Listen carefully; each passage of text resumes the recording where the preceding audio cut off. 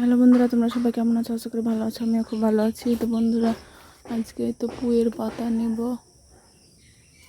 তো কটা পুঁয়ের পাতা ছিঁড়ে নেব এখান থেকে। আর এই ডালটাতে ছিল অনেকগুলোই, এখান থেকে ছিঁড়েছি আমি কিছুটা। তো তোমাদেরকে দেখাই, চলো কতটা ছিঁড়েছি আর কি বড় বড় পুঁয়ের পাতাগুলা তোমাদেরকে দেখাচ্ছি, চলো।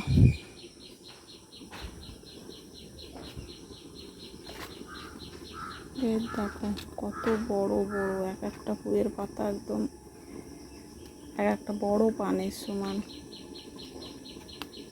এখানে আমি সার বিষ কিছুই দিইনি, তাও একদম পুঁয়ের পাতাগুলো কত বড় বড়, পুঁয়ের ডান্ঠিগুলোও কত মোটা মোটা।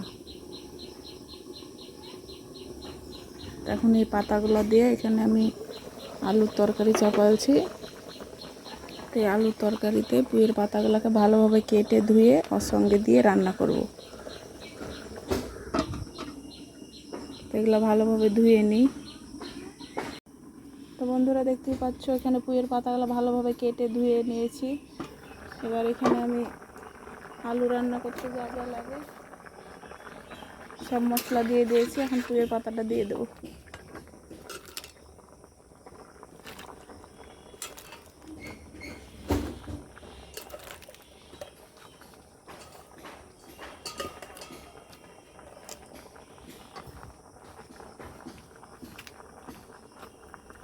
এখন দেখো পুরো এক কড়াই লাগছে, যখন সিদ্ধ হবে একদম কমে অল্প হয়ে যাবে। এখন আমি ঢাকা দিয়ে দেবো।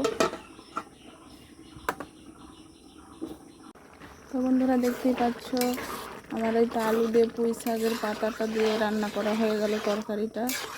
একদম কত সুন্দর লাগছে দেখতে, দেখতেই পাচ্ছ।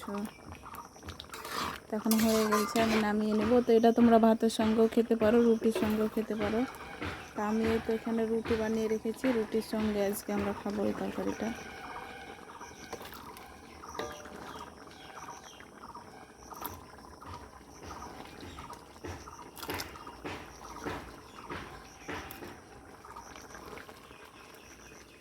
এটা রুটির সঙ্গে খেতে বেশি ভালো লাগে। তো তোমরাও এইভাবে রান্না করে খেতে পারো।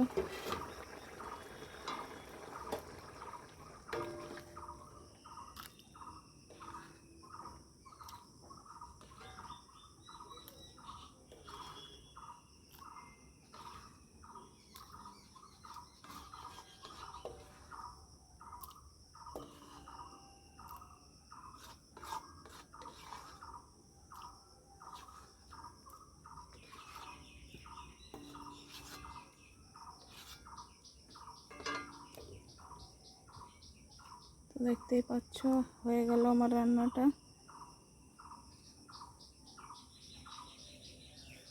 আর রুটিটা আগে বানাচ্ছিলাম, তোমাদেরকে দেখাইনি। তো আজকে আমি তো ভিডিওটা এখানে শেষ করছি। সবাই ভালো থেকো, সুস্থ থেকো, আবার দেখাবো অন্য ভিডিওতে। তো বন্ধুরা, আমি প্রতিদিন কি খাই সেটাই তোমাদের সঙ্গে শেয়ার করি, কি রান্না করি। তো যদি আমার ভিডিও ভালো লাগে, লাইক কমেন্ট শেয়ার করো, আমার চ্যানেলটি সাবস্ক্রাইব করে আমার পাশেই থেকো। তো ধন্যবাদ সবাইকে কষ্ট করে ভিডিওটি পুরো দেখার জন্য।